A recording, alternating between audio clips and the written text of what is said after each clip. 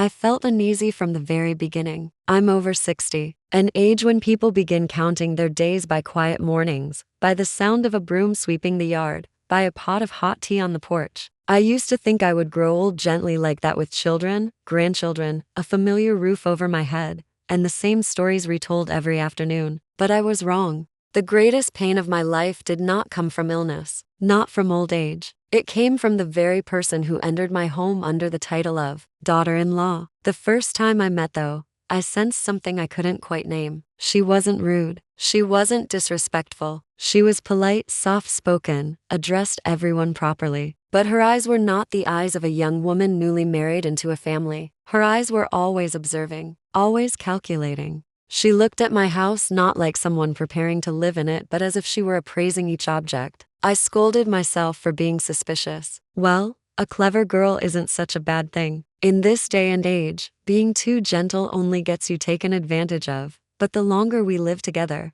the more I realized I wasn't wrong. Though never said an unnecessary word, every sentence had a purpose. Every smile appeared at exactly the right moment. She didn't argue directly. She persuaded, bit by bit. At first, it was small things. She suggested repainting the living room because the color looks dark and outdated. I disagreed. A week later, my son suddenly said, "Mom, I think repainting it brighter would be nice." Then there were family meals. Let me ask though first, I began to feel like a stranger in the very house I built. Once, I spoke privately with him. "I feel like your wife interferes too much in family matters," he sighed. "Mom, don't think that way. Though just wants what's best for the family." The way he said it wasn't defending his wife. It was fear of upsetting her. I know my son. He has always been gentle. He avoids confrontation. He dislikes arguments. He chooses silence to keep the peace. But in marriage, too much silence means losing your voice. The turning point came during what seemed like an ordinary dinner. It was a humid evening. The food cooled quickly. No one spoke much. Suddenly, Tho put down her chopsticks and looked straight at me. "Mom, I think we should consider the piece of land at the end of the village." My heart skipped. That land was ancestral land, spacious, perfectly square, located in the best area. For generations, everyone had said it must be kept. One day we would build a family ancestral house there, a place to honor our forefathers. I had already planned that in a few years, once we saved enough, I would build a small ancestral house, a place to burn incense for our ancestors. Tho continued, her voice light as if it meant nothing. "It's wasteful to leave land unused. These days, investment is what brings profit. I've already calculated everything."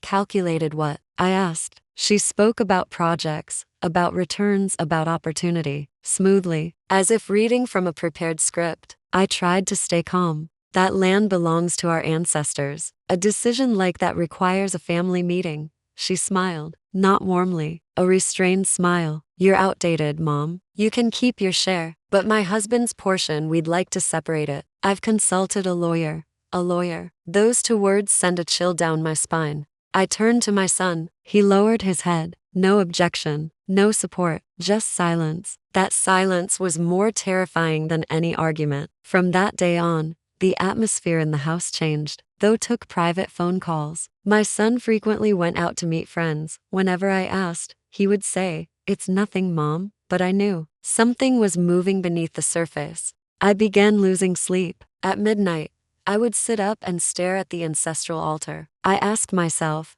am I too conservative? Do I simply not understand modern times? Then I answered myself, no, some things cannot be measured in profit and loss. One afternoon, Tho came home with a different look in her eyes. No more probing, no more circling around. This time, she was certain. She placed a thick stack of documents on the table. I didn't need to open them to know what was inside. My heart pounded, not because of the papers, but because if she dared to bring them home, everything had already gone far. I looked at my son. He avoided my gaze. And in that moment, a very clear premonition rose inside me. I was about to lose something, not just land, but my place as a mother in this family. I took a deep breath and understood. The real storm had just begun. I've already signed. That dinner had been perfectly ordinary. Jute soup, braised fish, a plate of pickled eggplants. The same dishes I had cooked for decades. Yet that evening, No one seemed to have an appetite. Tho was the first to set her chopsticks down. The soft clack was barely audible, but in the heavy silence, it rang out sharply. "Mom," she began, her voice as casual as if she were suggesting we buy a new refrigerator. "I think we should divide the plot of land at the end of the village and invest it. It's a waste to just leave it there." I looked up at her. I wasn't surprised. I had expected this day would come, but I had still hoped I was wrong. I spoke slowly. "That land belongs to our ancestors. A matter this big has to be discussed with the whole family. You can't just divide it because you feel like it." Though didn't respond immediately. She wiped her mouth with a paper napkin, calm, composed. "You're old-fashioned, Mom." She smiled faintly. "I've already consulted a lawyer. You can keep your share. As for my husband's portion, we can separate it and put it under his name. Everything will be legally clear." The word legal cut through the air like a blade. I turned to my son. He didn't look at me. His eyes were fixed on the table. "What do you think?" I asked. He hesitated for a moment, then said quietly, "I think investing sounds good, Mom." Not an argument, not a discussion, just standing on his wife's side. I swallowed hard. I understood. That night, I couldn't sleep. I walked back and forth, looked at the altar, looked at my late husband's portrait. I remembered what he used to say. "Land is our root. Don't let it be scattered." A few days later the door opened. Tho walked in carrying a brown leather briefcase. She placed it on the table, unlocked it, took out a thick stack of documents. The rustling paper sounded chilling. "I've prepared everything, Mom," she said. "We just need your signature and it's done." I stared at the pile in front of me. Subdivision diagrams, application forms, copies of the land use certificate. Everything neatly arranged, not a single page missing. It was no longer an intention. It was a completed plan. My hands trembled. I picked up the papers, flipping through each page. My heart pounded so loudly I could hear it in my ears. "I do not agree." I threw the entire stack onto the table. The papers scattered, sliding across the wooden surface. The air thickened. Though didn't argue. She didn't get angry. She simply glanced at my son. A very subtle look, but enough. My son stood up. I remember every detail. The way he took a deep breath, the slight tension in his shoulders. Then he spoke. His voice was low, almost inaudible. "I've already signed." The room seemed to collapse. For a few seconds, I couldn't hear anything. My ears rang. The way he took a deep breath, the slight tension in his shoulders. Then he spoke. His voice was low, almost inaudible. "I've already signed." The room seemed to collapse. For a few seconds, I couldn't hear anything. My ears rang. "What did you say?" I asked. "I've already signed the application to separate the land." Though handled the paperwork to make it easier to manage. Easier to manage. Those words felt like a slap. So everything had been arranged beforehand. So I was the last to know. I looked at my son, the little boy who once held my hand crossing the street, who used to hide behind my back when he was scared, now standing in front of me, telling me he had signed, without asking his mother a single word. "You didn't ask for my opinion?" My voice trembled. He stayed silent, though answered instead, "My husband has rights to his share." "My husband? Not your son." My chest tightened. "Rights?" I laughed bitterly. "What rights when that land belongs to our ancestors?" Though remained frighteningly calm. "The law is very clear, Mom. The law." She used the law to speak to me, not love, not family. I felt like I was standing before two strangers. My son kept his head down. I wanted him to say something, just one sentence, that he did it because he trusted his wife, that he would take responsibility. But no, he only said, "Mom, it's already done. Already done." I sank into my chair. So from beginning to end, I had no choice. Everything had been finalized. They were merely informing me. That night, I sat alone for a long time. I asked myself where I had gone wrong. Had I raised him too protectively? Had I taught him to give in too much? Or was it because I believed too deeply in the word family? I remembered those eyes when she placed the documents on the table. Not a tremor, not a hesitation. The eyes of someone who had calculated every move. But at that moment, I still didn't understand it all. I thought the greatest pain was losing the land. I thought the greatest pain was my son not listening to me. I never imagined the real blow was still ahead. Lost land, lost wife, lost honor. Just 1 month, Exactly 1 month after the land title was split. I hadn't even gotten used to the thought that our ancestral land had been divided in two, when one morning, Tho packed her clothes. No tears, no arguments, no drama. She pulled her suitcase to the door like someone checking out of a hotel after a vacation. My son stood frozen in the living room. Why? He asked. Tho replied calmly, I need a different life. I can't stay in this house forever. This house. The place she once said she wanted to build a future in. The place she once said she invested in for our family's future. Turns out, it was all just a stepping stone. I heard the neighbors whispering behind my back. They said my daughter-in-law had been seeing that other man long before. I started connecting the dots. The private phone calls, the unusual outings, the urgency in pushing for the land to be separated.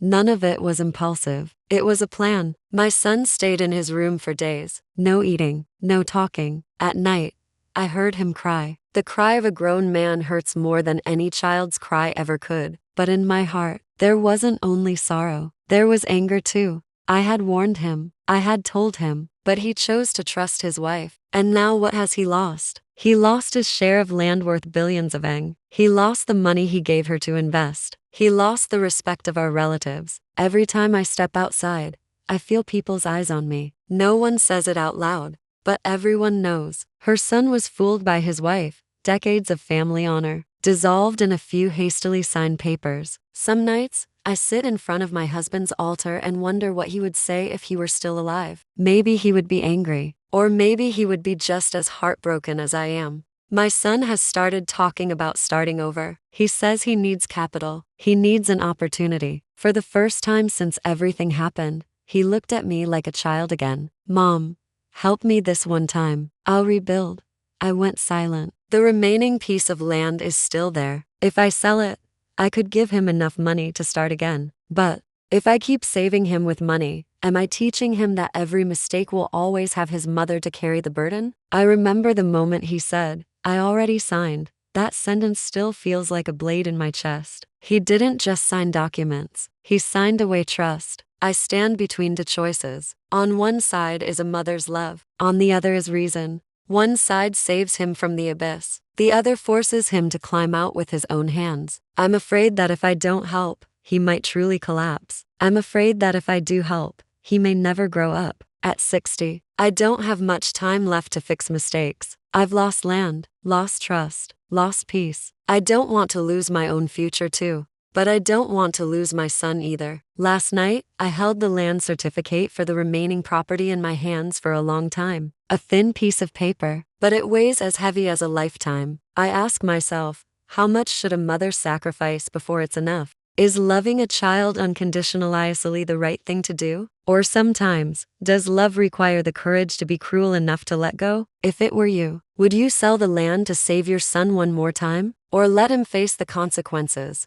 No matter how painful. Be honest, I don't need comfort. I need the truth. Listening to this story, there seem to be several inconsistencies. If the land is still under the parents' names and has not been divided among the children, then in principle the son and daughter-in-law would not be able to subdivide it without all required signatures. Perhaps there are details that haven't been fully revealed yet.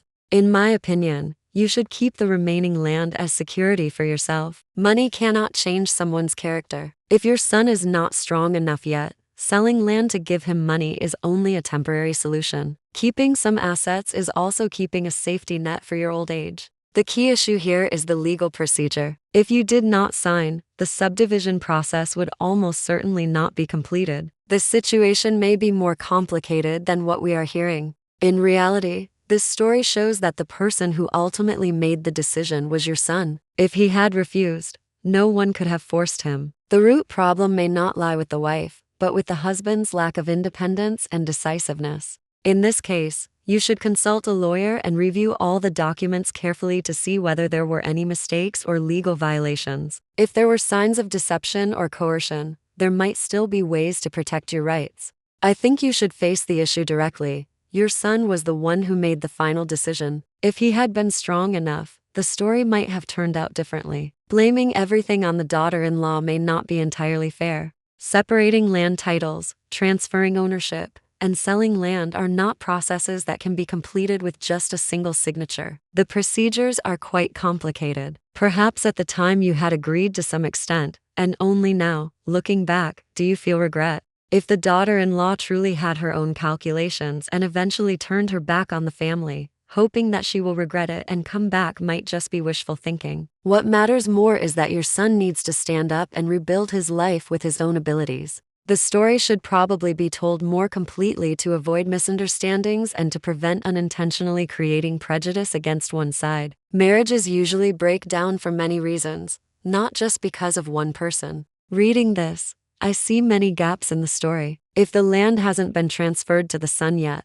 how could the son and daughter-in-law subdivide it on their own? Without the parents' signatures, the procedure couldn't be completed. It seems the story hasn't been fully told. That's not necessarily true. What if that portion of land had already been distributed as inheritance earlier and the mother simply didn't mention it clearly? Don't rush to conclude that the story is fabricated. In my opinion, the problem isn't the daughter-in-law but the son. He signed the papers. No one forced him. Adults must take responsibility for their decisions. It depends on the region. If the paperwork is complete, it can be finished in 2-4 weeks. Don't assume your local process applies everywhere. I find it unreasonable that the mother is angrier at the daughter-in-law than at her own son. The son was the one who turned his back first. But try putting yourself in the mother's position. When an outsider comes into the family and suddenly everything changes, of course it hurts. I think the mother might be holding too tightly to traditional thinking. If that portion of land legally belongs to the son, then he has the right to decide what to do with it.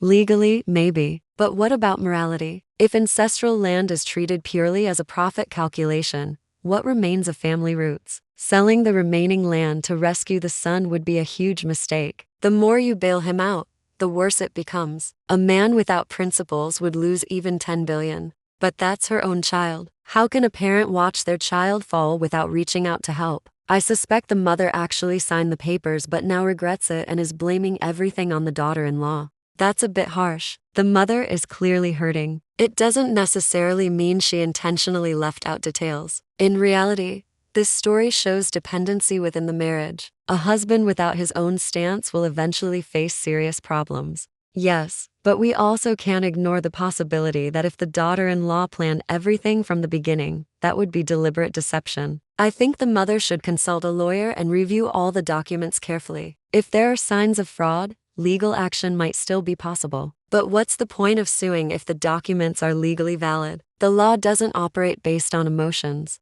If the mother sells her land to give the son money, the same story may repeat itself in a few years. What needs to change is the son, not the amount of money. But sometimes people deserve a chance to start over. The key is that the mother should provide support with clear conditions, not just give everything away and hope for the best.